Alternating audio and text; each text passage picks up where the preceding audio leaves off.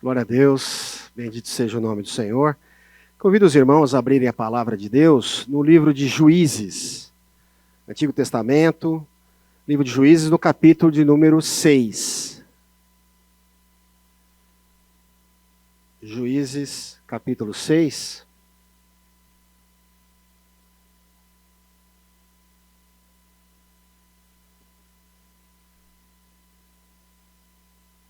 Vamos ler a partir do verso 1.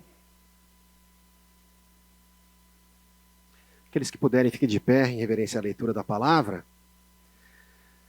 Diz assim a palavra do Senhor, Juízes 6, verso 1. Todos acharam? Amém, né? Porém, os filhos de Israel fizeram o que parecia mal aos olhos do Senhor. E o Senhor os deu na mão dos midianitas por 7 anos. E prevalecendo a mão dos midianitas sobre Israel, fizeram os filhos de Israel para si, por causa dos midianitas, as covas que estão nos montes, e as cavernas e as fortificações. Porque sucedia que, semeando Israel, subiam os midianitas e os amalequitas, e também os do Oriente, contra ele subiam. Glória a Deus. Os irmãos podem sentar? Aleluia. Glória a Jesus. Meus irmãos, com essa pequena introdução aqui do capítulo 6 do livro de Juízes, e nesse capítulo 6 e o capítulo 7, ele relata ali um período, né, do povo de Israel, em que Israel estava padecendo muito, né, sob as mãos, sob o jugo dos midianitas e também dos amalequitas, né, e dos povos do Oriente. Ora, Juízes foi um período de mais ou menos 350 anos que o povo de Israel viveu. Numa outra oportunidade, nós pregamos sobre Josué, né? Josué foi aquele varão que Deus levantou e ele foi responsável por introduzir o povo de Israel na terra prometida. Lembram disso? Né? O Senhor tirou o povo de Israel do Egito, né? Passaram 40 anos no deserto, sob a liderança de Moisés. Josué, ele estava sempre ao lado de Moisés. Moisés morre e Josué introduz o povo na terra prometida, as 12 tribos de Israel. E a palavra diz que Josué era um varão valente, né? Era um líder de Israel, e depois Josué morreu. Ele viveu 110 anos, provavelmente quando ele introduziu o povo na terra ele tinha em torno de 80 anos, né? E Josué, ele fazia, né, a vez do profeta de Israel, ele era um líder militar, era um general de exército, né? Introduziu o povo e ele também julgava o povo, era a figura dos juízes. Então isso se sucedeu, como eu falei, durante 350 anos, até que iniciasse a monarquia em Israel, o reinado. Então o Senhor estabeleceu nesse período 13 juízes. Haviam homens e mulheres que julgavam Israel. Às vezes no mesmo tempo, porque a terra era grande, né? Então o juiz ia lá e defendia o povo. Antes de Josué morrer, Josué ele renova a aliança entre o povo de Israel e Deus. Por quê? Lembram, a terra que foi habitada pelo povo de Israel é uma terra que era uma terra já povoada. E as nações que povoavam aquela terra, elas adoravam deuses estranhos. Isso era abominação diante do Senhor. Então, Josué, antes de morrer, ele firma bem isso aí, olha. Lembra daquilo que Deus fez por nós, de que ele retirou toda a nação do Egito, né? Então, Josué faz todo mundo se lembrar disso. E todos os dias de Josué, o povo servia a Deus. Quando Josué morreu, haviam ainda os anciãos que ainda mantiveram essa chama acesa com o povo. Esse cuidado, né? Porque entrando naquela terra que Israel possuiu, era um risco iminente de Israel se contaminar com os deuses daquela terra e adorarem outro Deus. Então, morreu ali Josué, morreram os anciãos, foi passando o tempo, e o que aconteceu? O povo rapidamente se desviou dos caminhos do Senhor. Eles começaram a adorar os deuses da terra que eles possuíram. Eles adoraram a Astarote, adoraram a Baal, adoraram a Azira, toda sorte de deuses, né, que ainda hoje existem, né, com outros nomes, porque cada nação estabelece nomes das suas entidades, mas nenhuma delas é Deus. E o Senhor queria que Israel se lembrasse que existe o único Deus. Era uma nação que Deus chamou para ser chamada pelo seu nome, propriedade dele. E essa nação era responsável para revelar o Deus vivo a todas as nações. Essa era a missão de Israel. Israel falhou nisso. Então, se corromperam ali com as nações. E o que acontece? O Senhor, ele foi permitindo que Israel entrasse em grandes lutas, né? Que os inimigos se levantassem contra Israel. E Israel sofria muito e padecia muito com isso. E a palavra nos diz que Israel empobreceu demais com essa situação. A ponto que, nesse período aqui de Gideão, o povo que oprimia o povo de Israel eram os midianitas. E olha só, os midianitas eram um povo meio aparentado de Israel. Porque os midianitas era filho de uma das esposas de Abraão. Tudo começou de Abraão ali, né? Deus chamou para ele e nesse período aqui os midianitas se levantaram contra eles. Então Israel plantava, né? Imagina o seguinte, era uma sociedade agrícola, né? Lançavam as sementes ali, na hora de colher o fruto da semente, os midianitas iam lá e estragavam tudo, pegavam, roubavam Israel o produto daquilo que eles tinham plantado, né? Pisoteavam também a lavoura deles, e aquilo foi terrível, né?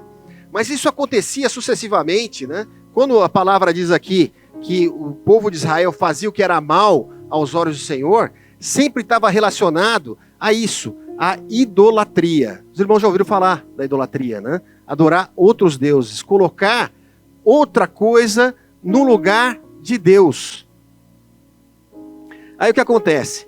Deus, quando ele permite, muitas vezes, que essas lutas se levantem, né, e sempre é fruto do pecado, do afastamento de Deus, do afastamento do homem em relação a Deus, Deus não faz isso para matar o homem. Pelo contrário, Deus ele quer sempre dar uma oportunidade para o homem. Então, Deus ele lança o problema ali para que o povo, porventura, venha se arrepender e venha aos pés do Senhor para que Deus possa de novo reatar o relacionamento com o homem. Nós vemos isso no capítulo 6, no verso de número 6, que diz o seguinte, né? Com aquela situação toda que Israel estava sofrendo, assim Israel empobreceu muito pela presença dos midianitas.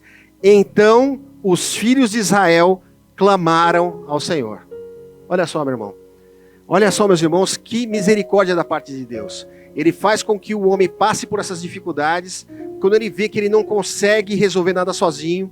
Eles estavam tomados pelo medo da invasão dos midianitas. Eles faziam nas montanhas covas, cavernas, escondidos ali, morrendo de medo do ataque do inimigo, com medo ali de perder os seus familiares. Estavam temendo. E aí o povo de Israel, numa situação dessa, e muitas vezes isso acontece com o homem mesmo, quando ele se vê numa situação em que o braço dele não consegue resolver nada, ele só tem uma saída, é ir aos pés do Senhor. E a palavra sempre diz que quando o homem clama, né, quando o povo de Deus clama, o Senhor do alto, ele ouve a oração do povo, louvado seja o nome do Senhor. E aí, meus irmãos, com essa situação toda, o Senhor ele levanta um profeta ali em Israel, e esse profeta ele faz lembrar ao povo do que aconteceu com eles. Por que eles chegaram naquela situação? Porque muitas vezes nós estamos dentro de um problema e a gente se esquece até o que aconteceu, por que eu fui chegar nessa situação. Não é verdade? O homem, ele perde da onde aconteceu. E aí o profeta ia lá e falava assim, olha, está acontecendo isso porque vocês quebraram a aliança com Deus. Porque vocês buscaram outros deuses. E o Senhor tinha alertado para não fazer isso. Para não se corromper com os deuses daquela terra. E aí, meus irmãos, nós vemos a figura aqui de Gideão. Gideão, ele estava ali, ao invés de estar na eira, né, porque eles plantavam o trigo, né, para comer, para fazer o alimento, né, ele, ao invés de colocar o trigo na eira, né, para fazer o trabalho do trigo, para tornar esse trigo em pão, ele colocou o trigo num lugar diferente. Ele colocou para malhar o trigo no lagar. E o lagar, não sei se os irmãos sabem o que é um recipiente onde se colocam as uvas para serem pisoteadas, para se fazer o vinho, que era importante também na alimentação do povo. Era o pão e o vinho, né? E ele estava fazendo isso movido pelo quê? Pelo medo dos midianitas irem lá e roubarem a produção dele. Então imagina, esse era o cenário. Cenário de dificuldade, de terra arrasada, de estima baixa do povo, sofrendo, né, rodeado de inimigos, e eram numerosos os inimigos. E é assim, muitas vezes, que o homem se sente, rodeado de situações que se levantam contra as nossas vidas, sem encontrar uma saída. Muitas vezes é levado até a murmuração, né? Puxa, por que Deus está permitindo que tudo isso aconteça conosco? Toda essa provação. E aí, meus irmãos, ele estava trabalhando ali, né? Se esforçando. E aí, o anjo do Senhor se revela ali a Gideão. E hoje o Senhor chega para Gideão e faz uma saudação, né? Uma saudação muito curiosa, né? A palavra aqui diz no verso 11, né? Então o anjo do Senhor veio e assentou-se debaixo do carvalho que está em Ofra, que pertencia a Joás, a Biesrita. E Gideão, seu filho, estava malhando trigo no lagar para salvar dos midianitas. Aí o anjo do Senhor lhe apareceu e disse: o Senhor é contigo, varão valoroso. Olha que saudação interessante, né? O Senhor é contigo, varão valoroso.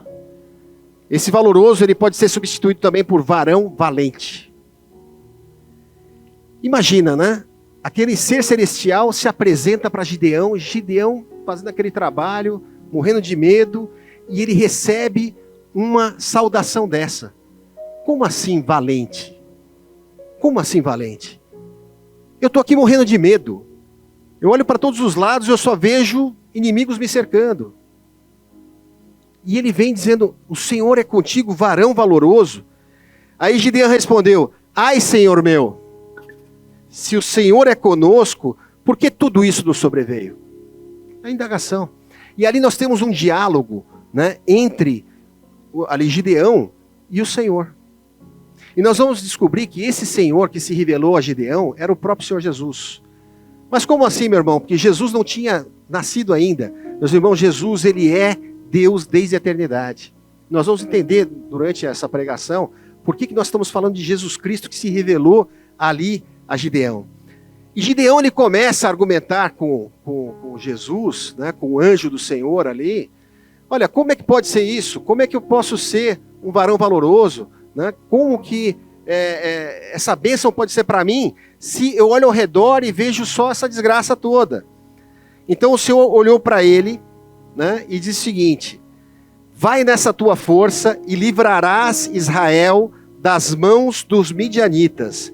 Porventura não te enviei eu? Ele fala o seguinte: olha, isso não pode ser. Eu sou de uma tribo que é uma das menores tribos de Israel. Ele era da tribo de Manassés, né, que era uma meia tribo de Israel. Era descendente ainda de José também. E ele fala assim: puxa, mas das tribos de Israel, a tribo de Manassés é uma tribo pequena. E a minha família é a menor delas. E eu sou o mais fraco de todos. Então, imagina o seguinte: chegar para uma grande missão, que era livrar o povo de Israel do ataque do inimigo, e pega a pessoa mais fraquinha, mais insignificante talvez ali. Será que o Senhor não era outro Gideão que ele ia falar? Será que não era outro endereço que o Senhor veio falar? Será que é comigo mesmo? Porque eu não vejo força nenhuma em mim. Como que eu posso enfrentar esse gigante que está na minha frente? E aí Jesus fala para ele assim: vai nessa força que você está. Vai nessa força. Olha só, como essa força, né? Que força é essa que Gideão tinha? E aí nós vemos ali que Gideão, ele fala assim: bom, se é o Senhor mesmo que está falando comigo, se é Deus mesmo que está falando comigo, eu queria um sinal. E muitas vezes, meu irmão, minha irmã, você veio para a casa do Senhor e você precisa que o Senhor te dê um sinal. Você precisa que o Senhor te dê um sinal de que Ele realmente está na tua peleja, que Ele está na tua luta.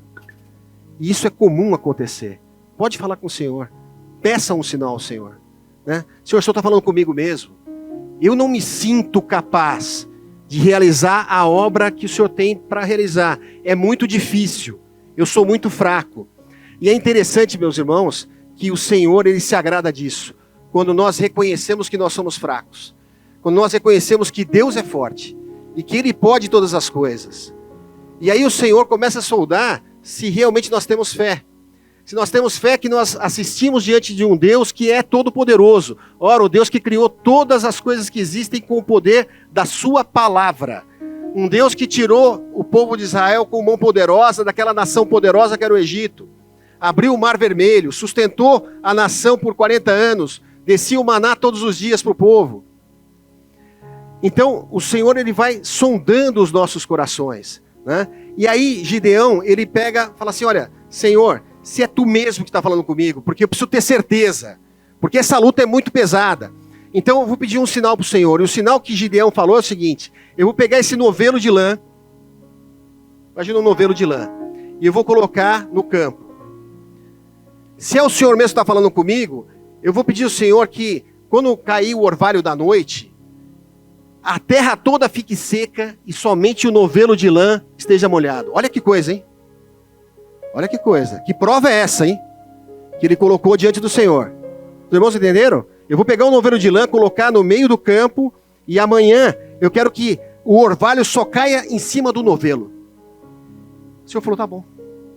No outro dia, Gideão acordou de madrugada. Ele chegou no campo, ele pegou o novelo de lã, ele estava cheio de água e toda a terra ao redor estava seca. Meus irmãos têm noção desse sinal? Ele pegou o novelo de lã e amassou na sua mão, encheu um cálice todo de água. Meus irmãos, o Gideão, ele ainda não estava seguro. Ele não estava seguro ainda. Ele falou assim, Senhor, olha, que o Senhor não venha ficar bravo comigo, mas eu quero pedir mais um sinal, eu preciso de ter certeza que é o Senhor. Poderia eu colocar esse novelo de lã de novo na terra, e amanhã, né, o orvalho ele caia sobre toda a terra, mas deixe o novelo seco. Olha a prova que ele colocou. O que aconteceu, meus irmãos? De novo Gideão acordou pela madrugada, e ele olhou, toda a terra estava molhada, e só o novelo de lã estava seco. Meus irmãos, quando ele teve esse sinal, que foi um sinal contundente realmente, olha, é Deus que está falando comigo. Ele não tinha mais dúvida nenhuma. Sabe o que aconteceu? E o que acontece quando você realmente entender que Deus está falando com você, naquela mesma noite, não passou um tempo, ele não foi refletir, naquela mesma noite, ele começou a atender a voz do Senhor. O Senhor começou a dar umas instruções para ele. Você vai fazer o seguinte, Gideão. O pai de Gideão, ele já tinha se corrompido. Ele já tinha colocado altar ali para o Deus Baal, que era um Deus que até hoje adoram, né? E já tinha feito um bosque para Deus Azera. E o Senhor falou assim, olha, você vai lá e você destrói o altar que fizeram para Baal. Você vai, corta toda aquela madeira, o que foi feito ali para Deus Azera, e você destrói e você faz um altar a Deus, e você oferece o sacrifício. Gideão, ele fez isso naquela mesma noite. Como ele tinha medo, porque imagina o seguinte, as pessoas, elas estavam adorando deuses estranhos, né, fazendo as suas ofertas ali para os deuses estranhos. Então ele falou, eu vou fazer isso de noite. Ele pegou 10 varões que estavam com ele ali, e foram, a terra era dele, do pai dele ali, e ele foi lá e destruiu o altar ali de Baal, e destruiu também o poste que foi feito para Deus Azera. Imagina o seguinte, aquele homem que era um homem medroso, um homem que estava cheio de medo, de repente ele tem um encontro com o Senhor, e ele passa a ter coragem, porque para fazer isso precisava ter muita coragem. Ele foi e fez isso aí até de noite. Quando chegou no outro dia, as pessoas viram o que tinha acontecido, né? Olha, destruíram o altar de Baal, destruíram o altar de Azera, vamos assuntar quem foi que fez isso aqui. E eles chegaram à conclusão que tinha sido Gideão. Olha, foi Gideão. Vamos fazer o seguinte, vou na casa do pai de Gideão. O Osias, que era o pai dele, traz Gideão para cá que nós vamos matar ele, porque ele derrubou o altar de Baal. E aí o pai de Gideão falou o seguinte, espera um pouquinho. Se Baal é Deus, vocês vão defender Deus? Ora, se Baal é Deus, ele mesmo que se defenda com Gideão. Entenderam como é que é? Se é Deus mesmo, né? Imagina se alguém faz algo contra o Deus vivo. A ira do Deus vivo vai ser responsável por defender. Nós, por exemplo, nós não precisamos defender Deus ou Jesus Cristo. Ele é que nos defende. E aí, meus irmãos, aquele homem que era medroso, estava oprimido, estava se achando como se fosse um cachorro vira-lata, né? Muitas vezes as pessoas falam, né, que existe a síndrome do vira-lata, né? Pessoa que se acha tão insignificante. Eu não posso fazer nada pela obra do Senhor, eu não posso fazer nada nem pela minha família, nem por mim mesmo, né? E ele já estava ali obedecendo a Deus, porque ele teve um contato com Deus, ele teve um relacionamento com o Senhor, e aquilo encheu Gideão de coragem. E ele ganhou um apelido, né? Ele ganhou um apelido de Jerubaal, aquele que afronta Baal e destrói Baal. Olha que bênção, olha que mudança que o Senhor fez com Gideão.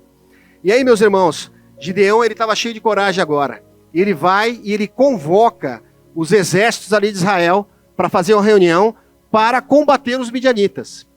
E ele juntou muita gente. Ele juntou ali 32 mil pessoas. E eram pessoas, ali no versículo 35, a gente pode ver quais são as tribos que estavam envolvidas. Era a tribo de Manassés, que era a tribo que ele pertencia, a tribo de Asser, a de Zebulon e a de Naftali. Eram 4 tribos que juntaram ali 32 mil pessoas para guerrear contra os midianitas. As pessoas estavam cheias de, né, nossa, o Senhor falou conosco aqui, falou com Gideão, vamos nos levantar e vamos batalhar agora. Né? As pessoas ficaram empolgadas ali. E aí, nós vemos no capítulo 7, no versículo número 2, que Deus fala com Gideão de novo. Deus fala o seguinte, olha, e disse o Senhor a Gideão, Gideão, muito é o povo que está contigo, para eu dar os midianitas em sua mão, a fim de que Israel não se glorie contra mim, dizendo, a minha mão me livrou. Os irmãos entenderam? Quando Deus viu que Gideão juntou 32 mil pessoas, que era muita gente, Deus, ele teve a seguinte preocupação. Esse povo, ele vai pensar que foi o braço deles mesmo que venceu os midianitas. Então Deus quis poupar aquela nação de se engrandecer, de se ensoberbecer. Na verdade, meus irmãos, é muito bom quando nós estamos numa situação em que nós vemos que nós não conseguimos resolver o problema, que nós dependemos exclusivamente de Deus. Ali Deus, ele mostra a sua mão forte, que não há limitações, não há inimigo poderoso que possa combater e prevalecer contra Deus. E aí Deus fala para Gideão, faz o seguinte, você tem 32 mil pessoas, né? Você chega para eles, a gente vê aqui no capítulo, no versículo de número 3 do capítulo 7, Deus fala o seguinte, agora pois, apregoa aos ouvidos do povo dizendo, quem for covarde e medroso, volte e vá-se apressadamente das montanhas de Gileade. Então voltaram do povo 22 mil e 10 mil ficaram. Olha só que coisa tremenda. 32 mil homens, Deus dá a instrução, e Josué vai falar assim, olha, pessoal, está todo mundo reunido aqui, ó. Quem for medroso e covarde, pode voltar para casa. Sabe o que aconteceu? 22 mil pessoas foram embora. 22 mil pessoas se sentiram covardes e medrosas para enfrentar aquela situação que eles tinham ali. Aí ficaram 10 mil pessoas. E nós vamos analisar depois esses grupos, né? Nós temos Gideão, nós temos os 32 mil, aí 22 mil já saíram do negócio, já saíram da cena. Ficaram 10 mil. Deus falou assim, é muita gente ainda. Você faz o seguinte, ó, você pega esses 10 mil e leva eles para as águas. Leva eles para as águas e assim, ó, você leva eles para beber água. E aqueles que eu falar que vai ficar para a guerra, você vai separar para a guerra. E aqueles que eu falar não vai para a guerra, você diz para eles que eles não vão para a guerra. Gideão falou, tá bom, ok. Aí quando chegou, e o Senhor deu a instrução certinha para Gideão, né? Aqueles que chegarem para beber água e lamberem a água, né? Enfiarem a cara na água como se fosse um cachorro bebendo água. Alguém já viu o cachorro bebendo água? Lambendo a água, né? Você separa de um lado. E os outros você separa de outro lado. Daí o que acontece, meus irmãos? Daqueles 10 mil que ficaram, 300 homens foram beber água e eles traziam a água até a sua boca. E eles observavam ao redor o que estava acontecendo. E os outros, 9.700, eles enfiaram a cabeça na água e começaram a beber, como se diz, de forma displicente, né? O que acontece? Eles estavam no ambiente de guerra. Então, as pessoas, aqueles 300, eles foram tomados como pessoas prudentes. Que ele vai lá beber a sua água, mas ele está de olho em tudo que está acontecendo. Em todas as ameaças e ações do inimigo que estão ao redor. E os outros, eles eram precipitados, né? Eles queriam beber água e saciar a sua sede. E eram displicentes porque não estavam atentos. Então, você vê que nós temos ali os grupos de pessoas, né? As primeiras pessoas que eram tomadas como medrosos e covardes, que era uma grande maioria. E outras pessoas que eram tão problemáticas ainda, porque eram pessoas precipitadas. Pessoas que eram muito empolgadas demais e queriam fazer as coisas do seu jeito e sem uma disciplina, né? E aí o Senhor separa 300, né? Separa 300 para pelejar contra os midianitas, e contra os amalequitas, e contra o povo das Arábias. E era um povo numeroso demais. Era um povo que não dava para contar. Uma multidão contra 300 homens. 300 homens que o Senhor selecionou ali como homens que eram valorosos, né? Homens corajosos e homens que não eram imprudentes. Porque tão perigoso quanto o covarde o covarde e o medroso é aquele que é imprudente, é aquele que é precipitado, que toma as ações antes do tempo. Há um tempo para todas as coisas. E o homem precisa aprender a ouvir a voz do Senhor. Imagina o seguinte, o Senhor ele tinha uma estratégia para que Israel ganhasse aquela guerra contra os seus inimigos. E a estratégia qual que era? Imagina o seguinte, você lutar contra um exército tremendo, numeroso. Sabe qual que eram as armas que eles tinham? Era um cântaro. O cântaro era tipo uma vasilha de água. Era um vaso de água. Uma tocha acesa e uma buzina. Os irmãos conseguem imaginar? Que situação que é essa? Você enfrentar um exército poderoso e com 300 pessoas só, e um cântaro, uma tocha e uma buzina. E Deus ia dar toda a estratégia ali, olha. Em determinado momento, vocês vão pegar e quebrar os vasos. Vão levantar as tochas e vão tocar a buzina. Imagina ser uma pessoa precipitada e quebrasse um vaso antes, ou derrubasse alguma coisa, ia estragar toda a estratégia do Senhor. Precisavam de pessoas ali que fossem obedientes realmente. E aí eles foram para lá, os 300 junto com Gideão. Eu imagino a situação de Gideão, né? Ainda tremendo, o que o Senhor está fazendo, né? Que história é essa? Tão poucas pessoas. E aí o Senhor ele falou assim, Gideão, você ainda está com medo, né? Você ainda está com medo. Faz o seguinte, nessa noite, você vai até o arraial dos inimigos ali, e você vai ver que eu estou contigo. E aí Gideão pegou um amigo dele, e desceu ali, até perto do arraial dos inimigos, e ouviu eles conversando entre si. E ouviu que um dos midianitas conversava com o outro, e falou assim, olha, eu tive um sonho, em que o povo de Israel, ele pegava e ia estraçalhar a gente como se fosse pão. E aí o outro falou assim, é verdade, né? O Deus deles está com eles e eles vão estraçalhar com a gente. E aí Gideão se encheu de coragem. Ele se encheu de coragem e voltou e falou para eles, olha, hoje o Senhor nos deu a mão dos midianitas na nossa mão, louvado seja o nome do Senhor. Meus irmãos, nós estamos falando essa história porque essa questão do medo, né? Quando você tem um encontro com o Senhor Jesus, ou até você ter um encontro com Jesus, a palavra diz que você é como se fosse um rei. E você imagina que a tua vida tem um trono, tem alguém que reina na tua vida. Até você ter um encontro com Jesus, nós podemos imaginar que quem está sentado nesse trono é você próprio. É você que toma as decisões para as coisas que você quer fazer na vida. Não é verdade? Só que, na verdade, não é bem assim.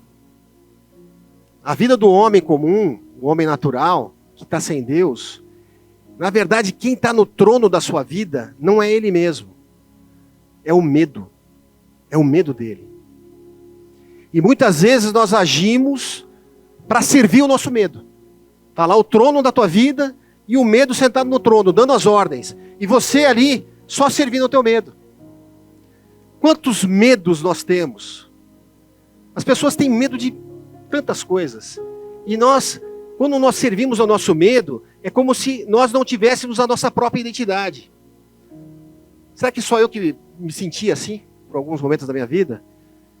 Qual é a minha identidade? Quem sou eu?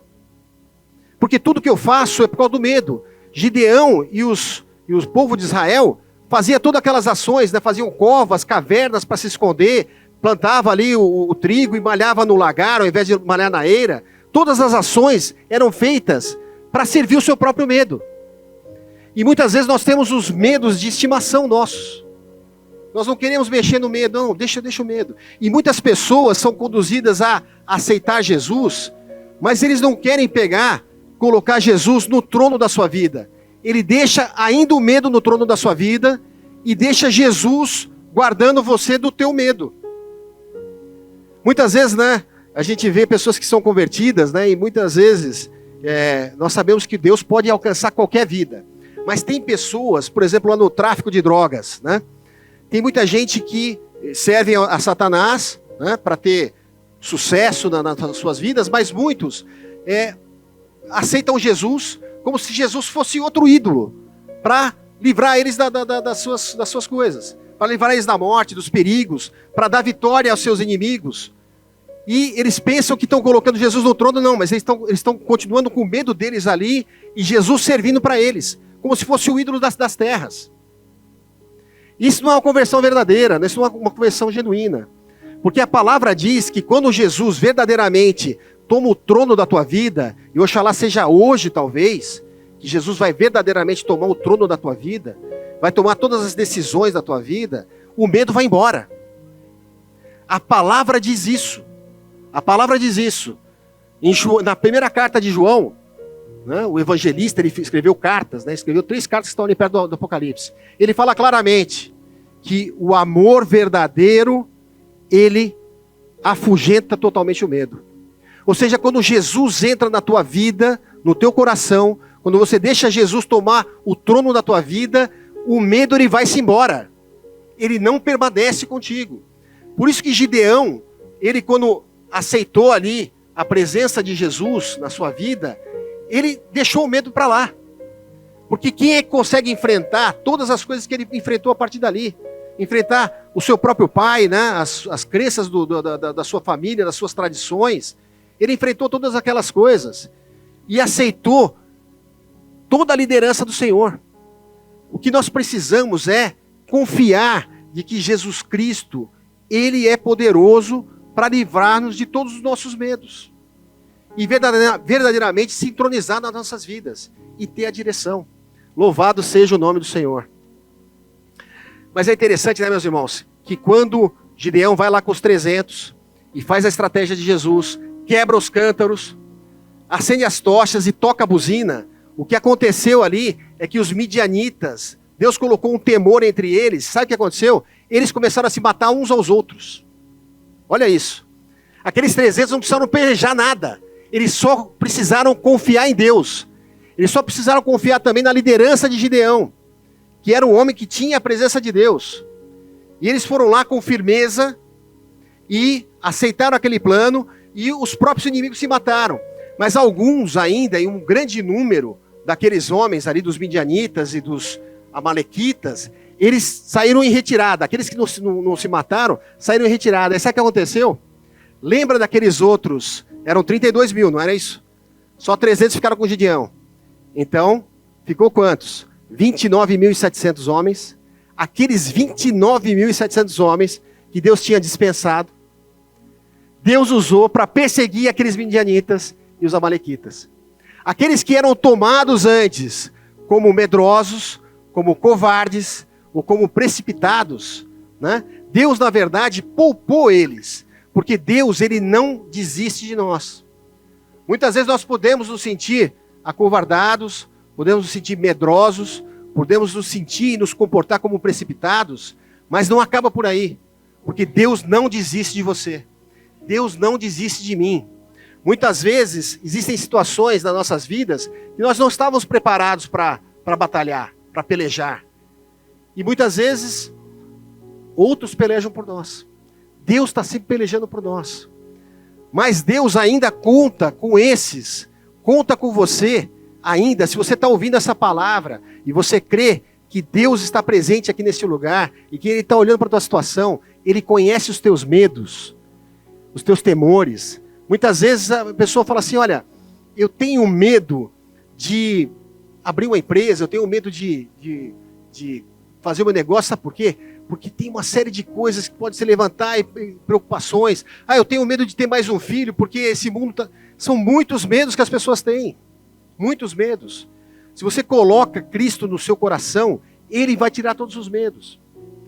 Dá a impressão de que, mesmo o povo de Israel tendo tido tantas vitórias sendo dadas por Deus, né, aquele negócio de abrir o mar, tantas maravilhas, alimentado no deserto, a coluna de fogo, e parece que Deus encurtou a mão, ou que Deus não está escutando as orações. Ele está escutando as orações, Ele conhece, e Ele quer justamente ter esse contato conosco. Ele quer falar diretamente ao seu coração. Ele quer retirar do seu coração essa angústia, esse medo. Muitas pessoas estão temerosas de serem assaltadas, de serem roubadas, né? No Brasil a gente sabe, a pessoa sai na rua, ela não sabe o que vai acontecer. Muitas vezes nós fazemos nossas orações pelos nossos filhos. Senhor, livra nossos filhos do mal, dos perigos que há nesse mundo. Quando na verdade, quando nós confiamos em Deus, nós perguntamos, Senhor, revela para o meu filho, para a minha filha, quem ela é. Porque imagina o seguinte, nesse mundo que nós temos medo, as pessoas têm medo, né? O Senhor Jesus chega como chegou ali para Gideão e faz aquela saudação, né? Varão valoroso, o Senhor é contigo. Olha só, o Senhor é contigo. E depois ele fala assim, varão valoroso. O varão valoroso é o Senhor revelando a tua identidade verdadeira. Varão valoroso, mulher valente. Mas quem é o varão valoroso? Quem é um varão valente? E quem é a mulher valente? Sabe quem que é? É aquele que Deus fala, o Senhor é contigo. E Deus está te falando, porque o fato de Deus estar contigo, você não precisa ter medo. Ele se revela a você. E aí Ele te revela a tua nova identidade. A tua nova identidade é essa. Varão valoroso, mulher valorosa, mulher valente, mulher que não tem medo, mulher que confia em Deus. Mulher que dobra os seus joelhos e ora a Deus confiando que Ele é poderoso para mudar qualquer situação que se levantou contra a sua vida. Tem muita gente que tem medo dos deuses dos inimigos, né? Existem lá os trabalhos de macumbaria, de feitiçaria, existem mesmo. Só que nós servimos a um Deus vivo. Um Deus vivo e todo-poderoso, assim como o Senhor, né, Ele destronou todas essas entidades, aqui o Senhor também destrona. E Ele faz com que você tenha confiança e Ele está com você, e você passa a ser chamado como Gideão, Jerubaal, aquele que destrói os deuses mentirosos. Não precisa de sair daqui e destruir ali no campo no terreiro de Macumba e destruir lá as entidades, aqueles negócios. Não precisa fazer isso. É só você crer em Deus que você vai estar revestido pelo poder do sangue de Jesus. Deus está se revelando para cada um de nós, como Ele se revelou para Gideão. Ele fala assim, eu sou o Senhor, e o Senhor é contigo. Jesus, o Deus Emanuel, o Deus conosco. E o fato de Ele estar conosco, nós não precisamos temer mal algum. Nós temos que temer a Deus, ao Deus único e verdadeiro. Nós não devemos temer aquele que pode tirar até a tua vida, a vida dos teus filhos, né? O homem às vezes pode fazer isso. Mas se você está com Deus, a palavra diz que boa é o Senhor a morte dos justos. Porque a morte para nós não tem mais nenhum efeito. Porque daqui nós passamos para a eternidade com Deus. Nós vamos para o céu. Então nós não devemos temer aquele que pode tirar a nossa vida.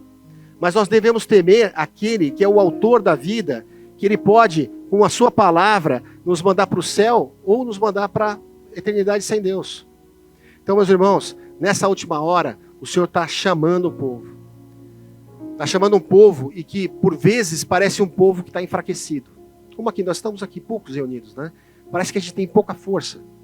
Não é verdade? Quando a gente vê, não, tem muita gente, não, isso aqui tá grande, tá poderoso, dá para fazer um monte de coisa. O Senhor não precisa de muita gente.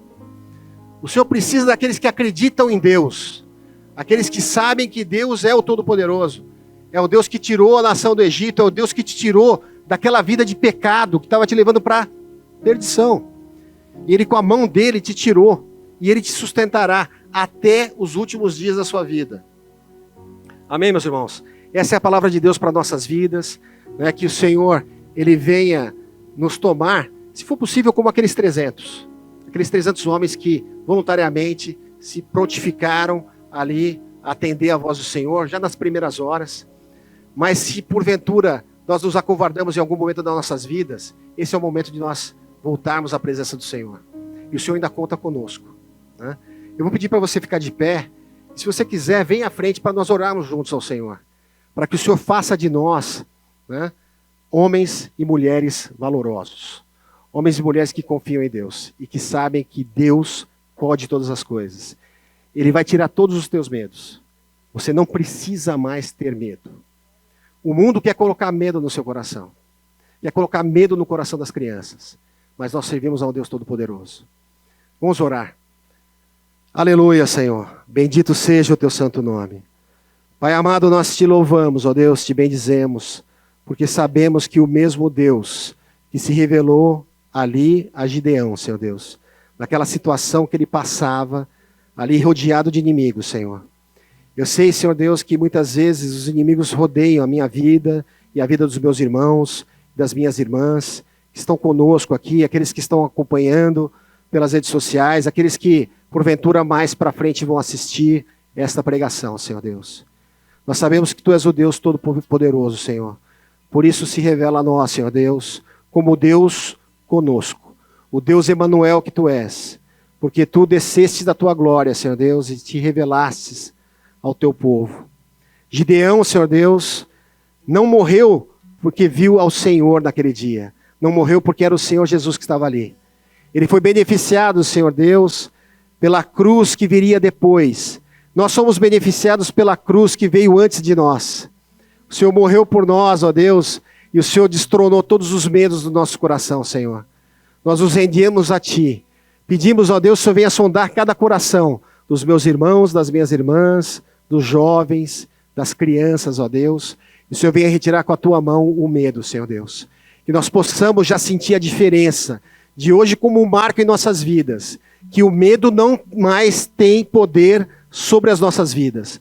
Nós não servimos mais ao príncipe deste mundo, as trevas. Nós servimos ao Deus que é todo-poderoso, o Deus que se revelou a Gideão e o Deus que se revela a cada um de nós. Por isso, retira todo o sentimento de derrota, Senhor Deus.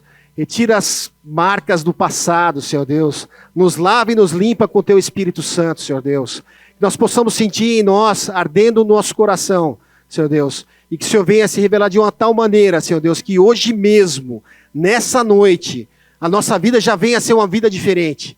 Nós já viemos viver uma novidade de vida, crendo que o Senhor Jesus é Deus e que está no trono das nossas vidas.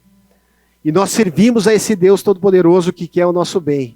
E nos ajuda, Senhor Deus, a não fracassarmos nessa caminhada, a não nos contaminarmos, ó Deus, com o mal que há nesse mundo, Senhor Deus. Que nós sejamos luz, Senhor Deus, e que essa palavra, Senhor, venha a ser escrita em nossos corações, que o Senhor venha fazer de cada um de nós como fonte de água viva, Senhor Deus, que jorra para a eternidade.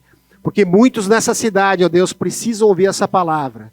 Muitos nessa última hora estão com medo, Senhor Deus, estão com medo de viver, estão com medo de se casar, de ter filhos, de trabalhar, de ter uma vida regalada, uma vida na Tua presença, uma vida em abundância, uma vida cheia do Teu Espírito Santo.